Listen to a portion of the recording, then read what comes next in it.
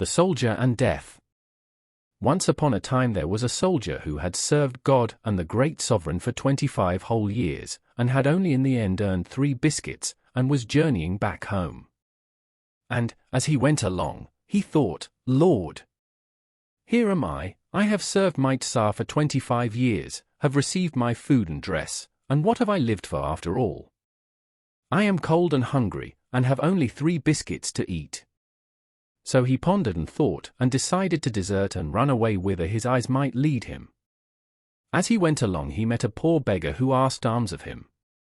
The soldier gave him 1 biscuit, and kept 2.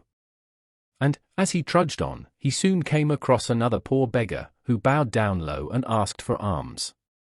So the soldier gave him another biscuit, and had only 1 left. Again on he went, and met a third beggar. The old fellow bowed low and asked for alms. The soldier got his last biscuit out, and thought, if I give him the whole, I shall have none left. If I give half, why, this old man will come across brother beggars, will see they have a whole biscuit, and be offended. Better let him have it all, and I shall get on somehow. So he gave his last biscuit, and had nothing left. Then the old man asked him, Tell me, good man, what do you wish? Of what have you need? I will help you. God bless you, the soldier answered. How should I take anything of you? You are old and poor. Don't think of my poverty, he replied. Just say what you would like, and I will requite you according to your own goodness. I want nothing, but if you have any cards, give me some as a keepsake. For the old man was Christ himself walking on earth in a beggar's guise. The old man put his hand into his breast and drew out a pack of cards, saying, Take them. With whomsoever you play, you will win the game, and here you have a nosebag. Whatever you meet on the way, whether wild beast or bird that you would like to catch, just say to it, Jump in here, beast or bird, and your wish will be carried out. Thank you, said the soldier, took the cards and the nosebag, and fared forth. He went on, maybe far, maybe near, maybe short, maybe long, and arrived at a lake, on which 3 wild geese were swimming.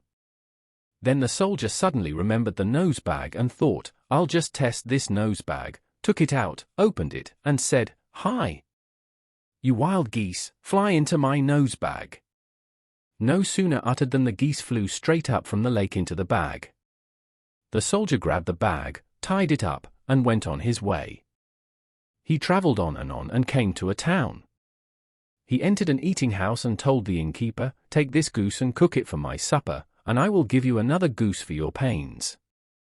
Change me this third one for vodka. So there the soldier sat like a lord in the inn, at his ease, drinking wine and feasting on roast goose. It occurred to him suddenly he might peer out of the window, and he saw opposite a big palace, but not one pane of glass was whole.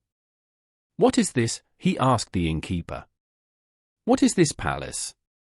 Why does it stand empty? Why, don't you know? The master replied. Our Tsar built himself this palace, but cannot inhabit it, and, for 7 years, it has been standing empty. Some unholy power drives every one out of the place. Every night an assemblage of devils meets there, make a row, dance, play cards, and perpetrate every sort of vileness. So off the soldier went to the Tsar. Your Imperial Majesty, quoth he, please let me spend 1 night in your empty palace. What do you mean, fellow, said the Tsar. God bless you, but there have been some daredevils like you who passed a night in this palace, and not one emerged alive. Well, still, a Russian soldier cannot drown in water, or burn in fire. I served God and the great sovereign 25 years, and never died of it, and, for 1 night's service for you, I am to die. No. But I tell you, or a man enters the palace at night alive, and only his bones are found there in the morning. But the soldier stood firm, he must be admitted into the palace. Well, said the Tsar, go, and God help you. Stay the night there if you will, you are free, and I won't hinder you. So the soldier marched into the palace, and settled himself down in the biggest saloon, took his knapsack off and his saber, put the knapsack in a corner and the saber on a hand peg, sat down on a chair, put his hand into his pocket for his tobacco pouch, lit his pipe, and smoked at his ease. Then about midnight, I don't know where from, hordes of devils, seen and unseen, scurried up, and made such a turmoil and row, and set up a dance with wild music. "What, you here, discharged soldier?" all the devils began yelling. "Welcome! Will you play cards with us?" "Certainly, here I have a set ready. Let's start." He took them out and dealt round. They began, played a game out, and the soldier won, another, and the same luck, and all the finessing of the devils availed them nothing. The soldier won all the money, and raked it all together. "Stop, soldier," the devils said. "We still have 60 ounces of silver and 40 of gold. We'll stake them on the last game." And they sent a little devil boy to fetch the silver. So a new game commenced, and then the little devil had to pry in every nook and come back and tell the old devil, "It's no use, grandfather, we have no more. Off you go, find some gold." And the urchin went and hunted up gold from everywhere, turned an entire mine inside out and still found nothing. The soldier had played everything away. The devils got angry at losing all their money, and began to assault the soldier, roaring out, "Smash him up, brothers! Eat him up! We'll see who'll have the last word if it comes to eating," said the soldier, shook the nose bag open, and asked, "What is this?" "A nose bag," said the devils. "Well, in you all go, by God's own spell." And he collected them all together, so many you couldn't count them all. Then the soldier buckled the bag tightly, hung it on a peg, and lay down to sleep. In the morning the Tsar sent for all his folks. "Come up to me and inform me how does it stand with the soldier. If the unholy powers have destroyed him, bring me his little bones." So off they went and entered the palace, and there saw the soldier trudging up and down gaily in the rooms and smoking his pipe. "Well, how are you, discharged soldier? We never expected to see you again alive. How did you pass the night? What kind of bargain did you make with the devils?" "What devils?" "Just come and look what a lot of gold and silver I won off them. Look, what piles of it!" And the Tsar's servants looked and were amazed. And the soldier told them, "Bring me 2 smiths as fast as you can. Tell them to bring an iron anvil and a hammer." Off they went helter-skelter to the smiths, and the matter was soon arranged. The smiths arrived with iron anvil and with heavy hammers. "Now," said the soldier, "take this nose bag and beat it hard after the ancient manner of smiths." So the smiths took the nose bag, and they began to whisper to each other, "How fearfully heavy it is! The devil must be in it." The devils shrieked in answer, "Yes, we are there, Father, yes, we are there. Kinsman, help us!" So the smiths instantly laid the nose bag on the iron anvil, and they began to knock it about with their hammers as though they were hammering iron. Very soon the devils saw that they could not possibly stand such treatment, and they began to shriek, "Mercy on us, mercy on us! Let us out, discharged soldier, into the free world. Unto all eternity we will not forget you, and into this palace never a devil shall enter again. We will forbid everybody, all of them, and drive them all 100 versts away." So the soldier bade the smith stop, and as soon as he unbuckled the nose bag the devils rushed out, and flew off, without looking, into the depths of hell, into the abysses of hell. But the soldier was no fool, and as they were flying out he laid hold of one old devil, laid hold of him tight by his paw. "Come along," he said, "give me some written undertaking that you will always serve me faithfully." The unholy spirit wrote him out this undertaking in his own blood, gave it him, and took to his heels. All the devils ran away into the burning pitch, and got away as fast as they could with all their infernal strength, both the old ones and the young ones, and henceforth they established guards all round the burning pit and issued stern ordinances that the gates be constantly guarded, in order that the soldier and the nosebag might never draw near. The soldier came to the Tsar, and he told him some kind of tale how he had delivered the palace from the infernal visitation. "Thank you," the Tsar answered. "Stay here and live with me. I will treat you as if you were my brother." So the soldier went and stayed with the Tsar, and had a sufficiency of all things, simply rolled in riches, and he thought it was time he should marry.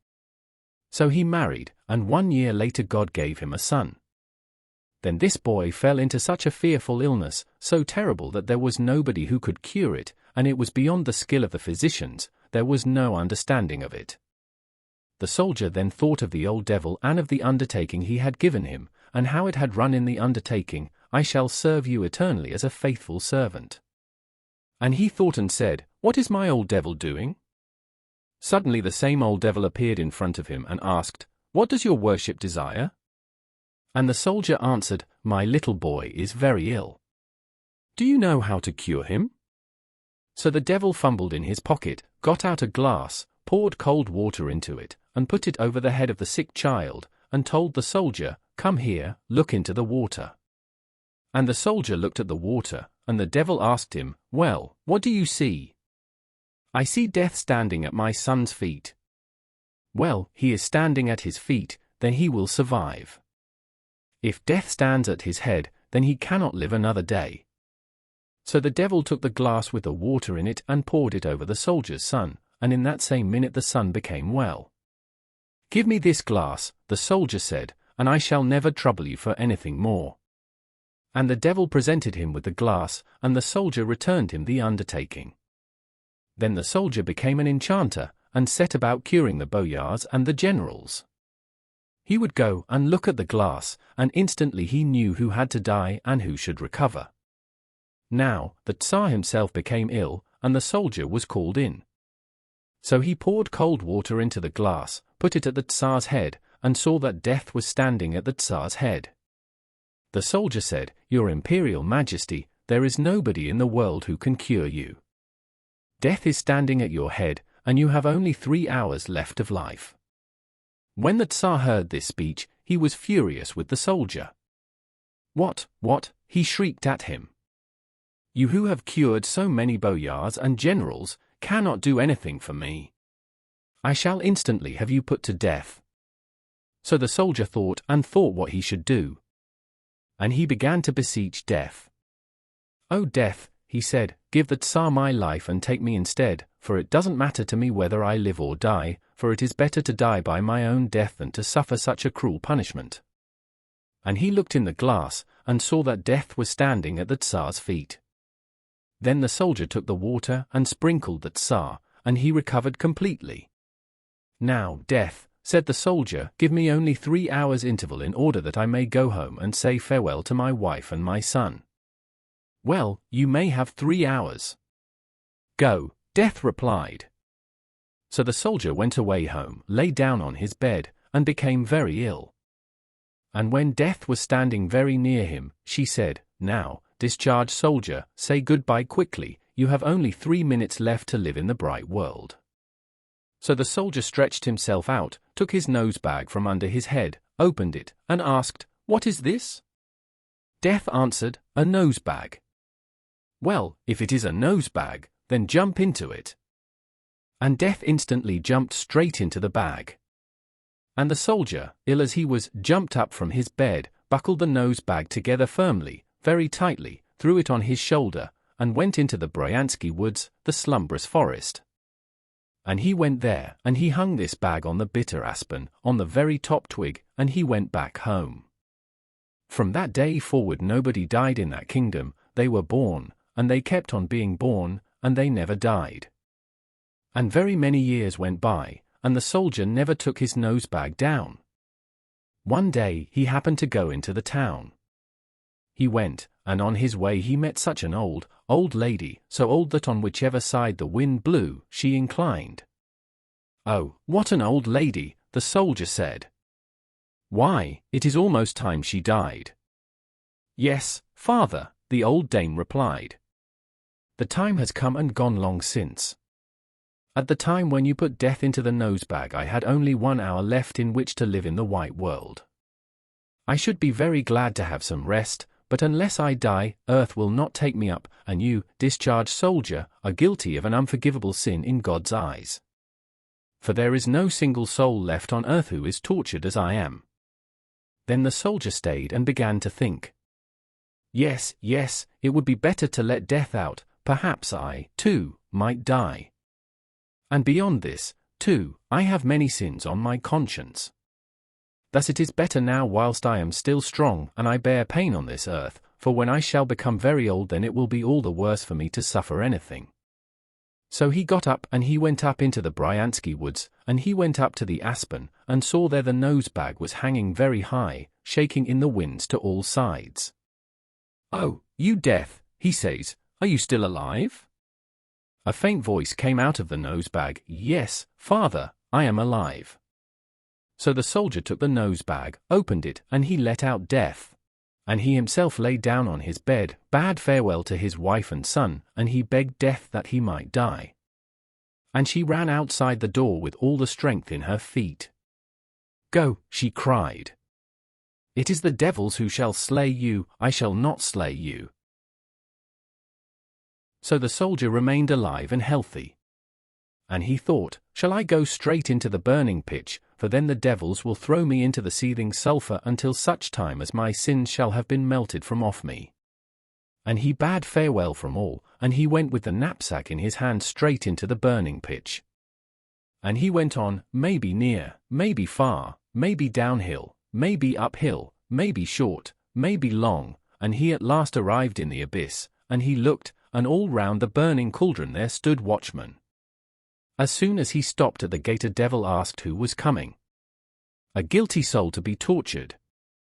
"Why do you come? What are you carrying with you?" "Oh, a nosebag." And the devil shrieked out of his full throat and made a tremendous stir. All the infernal powers roused themselves and looked out of the gates and windows with their unbreakable bolts. And the soldier went all round the cauldron, and he called out to the master of the cauldron, "Let me in. Please, do let me into the cauldron. I have come to you to be tortured for my sins." "No, I will not let you in. Go away wherever you will, there is no room for you here." "Well, if you will not let me in to be tortured, at least give me 200 souls. I will take them up to God, and perhaps the Lord will pardon my faults."